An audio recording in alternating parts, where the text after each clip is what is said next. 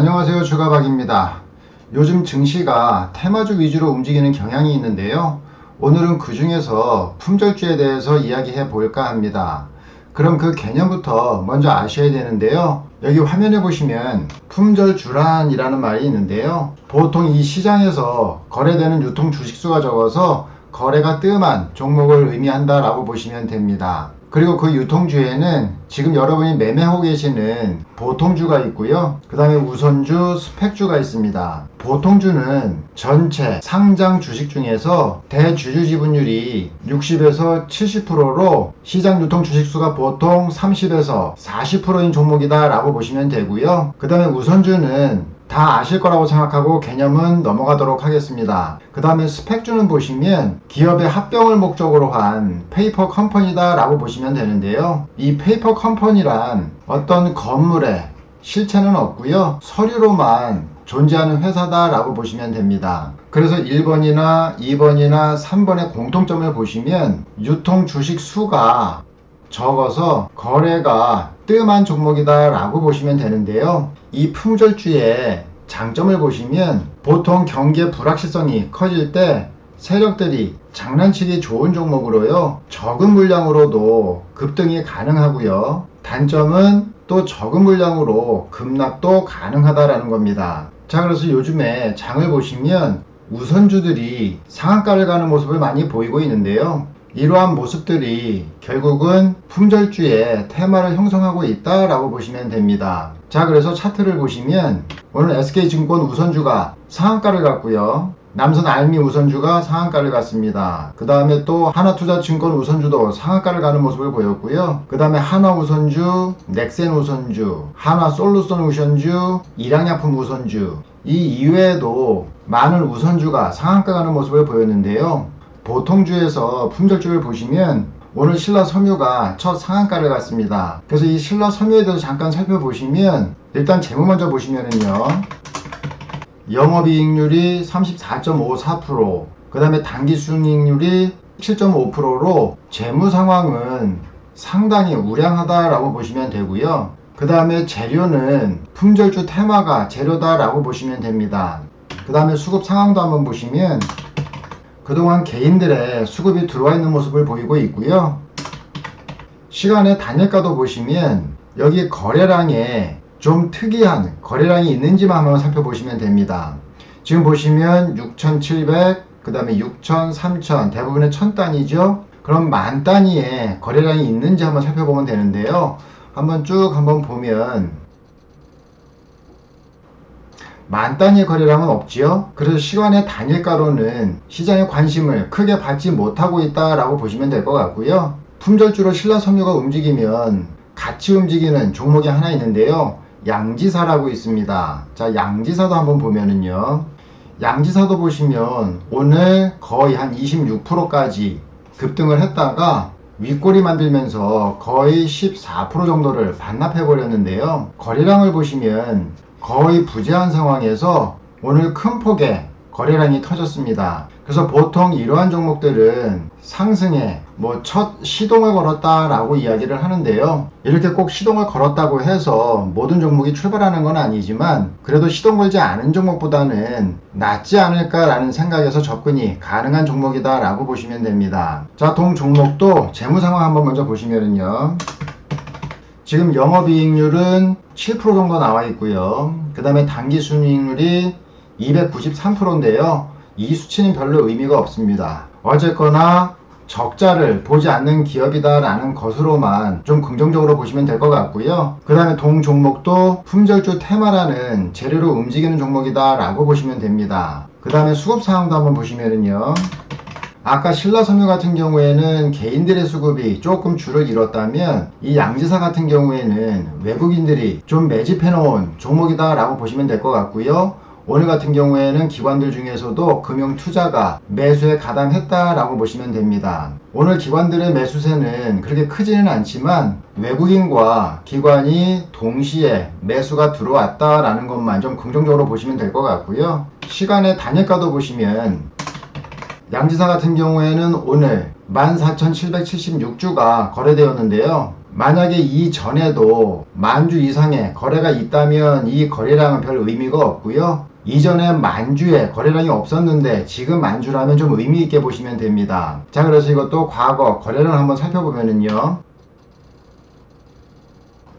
최근 시간의 단일가 중에서 오늘 거래량이 제일 크네요. 자, 그러면 양지사는 내일도 시장에 관심을 받을 가능성이 좀 있다라고 보시면 되고요. 오늘 시간의 단일가로는 1.13%로 마감이 되었습니다. 그래서 시간의 단일가로는 신라 섬유보다 양지사가 훨씬 더 강해 보이고요. 이렇게 시간의 단일가가 강하다고 해서 그 다음날 장에 꼭 강하게 작용하는 건 아닙니다. 하지만 어차피 모든 주식 투자가 가능성이 베팅하는 만큼 신라 섬유보다는 양지사가 좀 더 가능성이 높다라고 보시면 될 것 같고요. 이거 이외에도 아직 시세는 내지 못하고 있지만 보광산업이라고 있습니다. 보광산업의 유통 주식수를 한번 살펴보면은요, 유통 주식수가 31% 정도밖에 되진 않고요. 유통 주식수가 3,600주 중에서 1,100주가 유통이 되고 있는데요, 발행 주식수 대비해서 31% 정도가 유통되고 있다라고 보시면 됩니다. 그래서 비율로 보면 31%대라서 품절주 같기는 한데 실질적으로 유통되고 있는 주식수가 1,100주나 되는 만큼 또 물량이 적은 물량은 아닙니다. 그래서 엄밀하게 이론적으로 따지면 품절주에는 해당하는데요, 실질적으로 유통되고 있는 주식 수가 1,100주나 되는 만큼 또 품절주로 보기에도 애매한 상황이라고 보시면 됩니다. 그런데 만약에 시장에서 품절주를 찾는다면 이 유통 주식 비율로 찾는 만큼 시장에 관심을 받을 가능성도 좀 있어 보이니까요. 이 보강산업 같은 경우에는 강한 수급이 들어오는 징후가 보이지 않으면 굳이 매매하실 필요는 없어 보이고요. 그냥 포트에만 넣어 놓으시고 품절주가 움직일 때 보강산업에 수급이 들어오는지 안 들어오는지 그것만 확인하시면 될 것 같습니다. 그래서 수급이 들어온다면 그때 한번 관심 가져 보시고요. 그리고 동 종목의 업태도 한번 보시면은요, 매출 구성을 보시면 레미콘이 52%고요. 그 다음에 골재가 33%, 그 다음에 아스콘이 7%입니다. 지금 현 정부의 뉴딜 정책 중에서 SOC 뉴딜 정책에 해당되는 종목이니만큼 보강산업 같은 경우에는 품절주 테마에 들어가 있고요. 그 다음에 SOC 뉴딜 정책 테마주에 들어가 있습니다. 그래서 동 종목 포트에 넣어놓고 움직일 때 그때 관심 있게 보시고요. 자, 동 종목도 재무상황 한번 보시면은요, 영업이익이 4.8%, 그 다음에 당기순이익률이 5.77%로 나쁘지는 않고요.